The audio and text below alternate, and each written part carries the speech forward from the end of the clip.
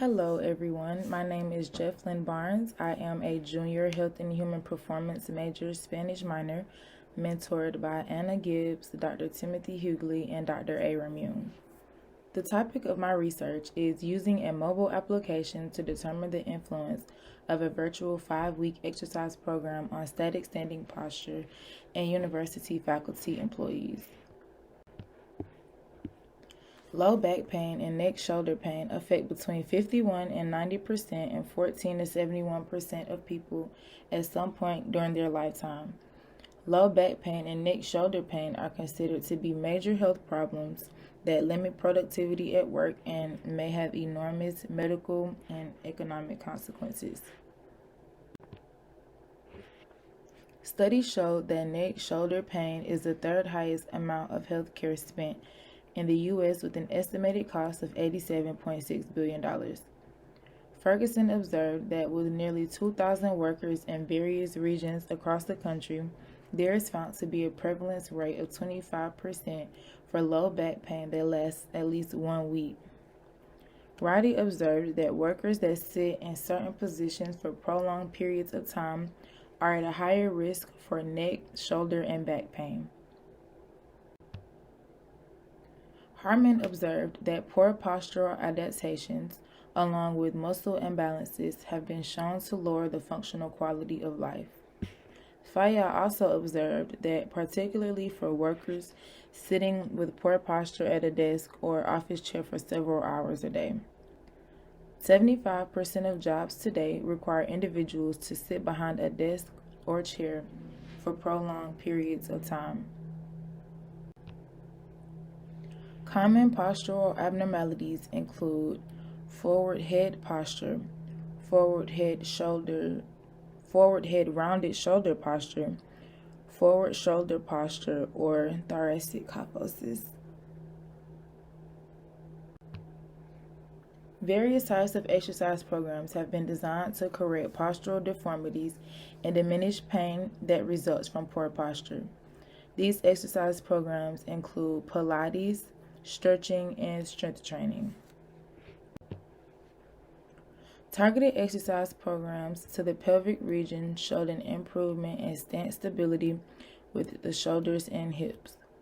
Previous research has shown the positive effects of strengthening and stretching exercises used to improve the posture of individuals exhibiting poor postural deviations. However, there is little evidence that have looked at postural stability and the effect of an exercise program in the faculty population. Understanding the different effects of exercises with the modern use of technology makes it possible to design programs on postural stability that focus on faculty and staff. Therefore, in this study, we propose to first investigate the influence of a virtual 5-week exercise program on static standing posture and university faculty employees, and hypothesize that there will be a decrease in postural deviations in university employees after a 5-week virtual exercise program. The data collected from this research has the potential to determine the effects of exercise on university employees' posture. We also can provide information to assist professionals with injured patients who may suffer from mild or severe postural deviations, along with emphasizing the importance of exercise interventions for the purpose of correcting posture. After approval was received from the Institutional Review Board, we sent out multiple blast emails to all faculty and staff as a form of recruitment.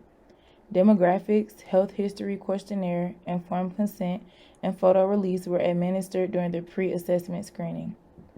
Following completion of paperwork, we captured images of participants via Posture Screen mobile application. Anatomical landmarks were placed on the images for the app to produce postural deviations.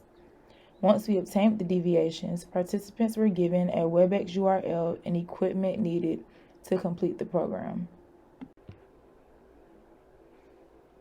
The 5-week exercise class structure is designed for a total of 45 minutes twice a week for 5 weeks.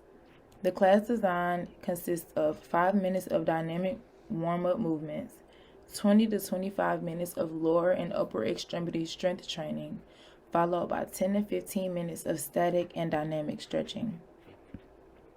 We plan to add emphasis on the postural and corrective movement exercises via stretching and strengthening of the cervical and lower back muscles.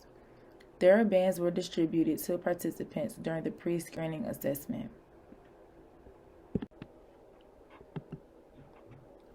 Here are 2 images of an exercise class that was held.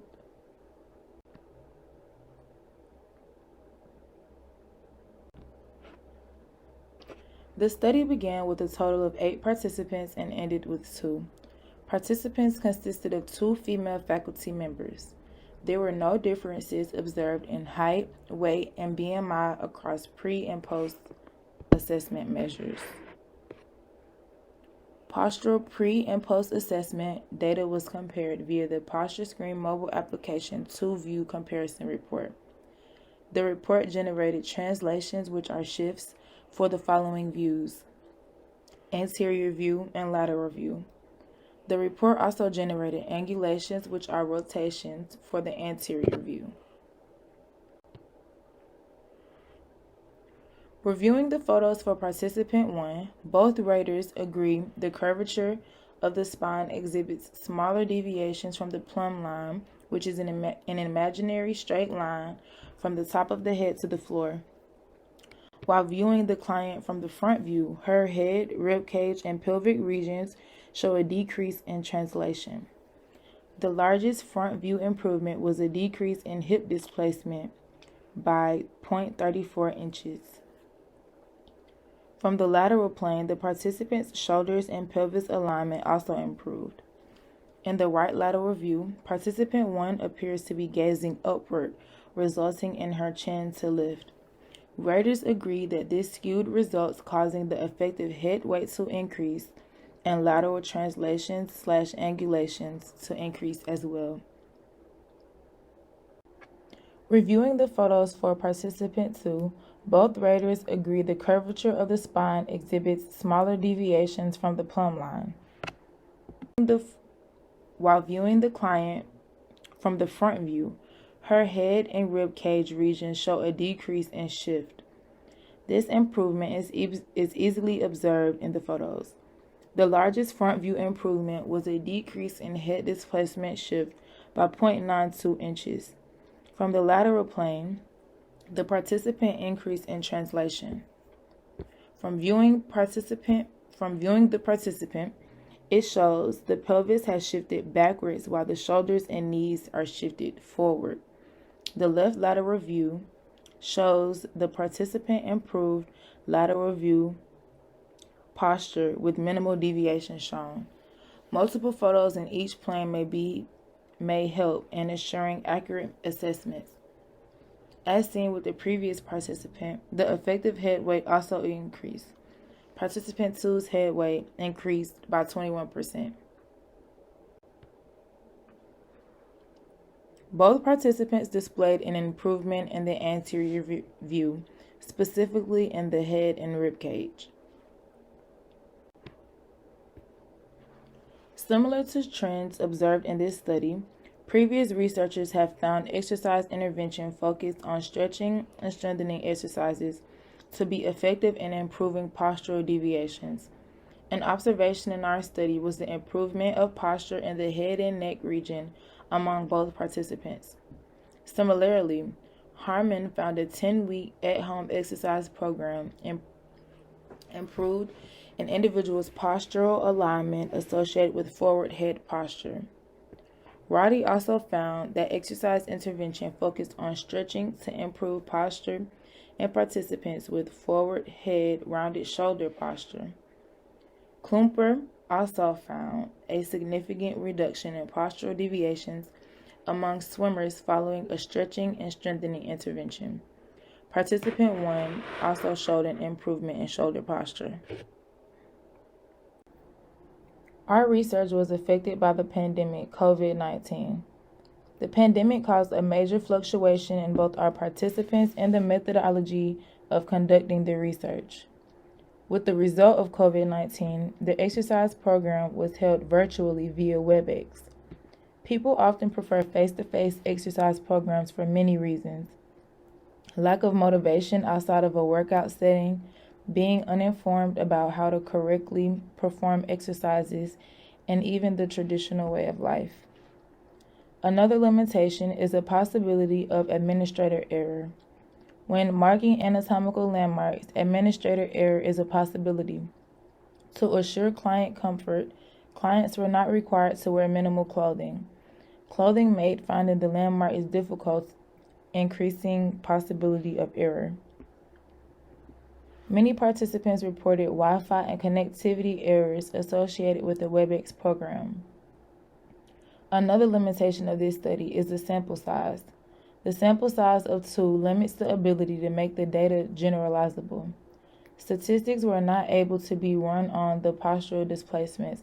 Therefore, we had to simply look for possible trends among the participants. Lastly, participants are aware that images are being captured to assess posture, which may result in inaccurate photographs. Limitations in this study provides applicable insight for future studies. This pilot study gave the researchers insight on the utilization of the Posture Screen app. I believe this study provided researchers with experience needed to conduct a larger study in the future. Here are our references. I would like to give a special thanks to the Center of Undergraduate Research, Ms. Milledge and Dr. Thomas, along with my mentors, Dr. Timothy Hughley, Aram Yoon, and Ms. Anna Fazio Gibbs. Thank you for your time in assisting me with my research, and thank you to the Center for Undergraduate Research again for the opportunity.